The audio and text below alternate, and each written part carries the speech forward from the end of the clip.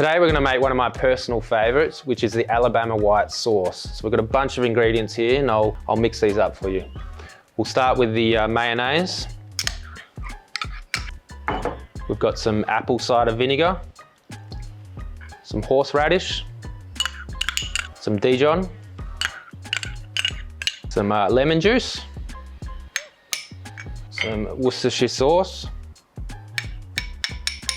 and in this we have some brown sugar, cayenne pepper, and some onion powder. Now, of course, the secret ingredient is the Big Dog Spices SPG, so it's salt, pepper, and garlic. So I'll add that one in now.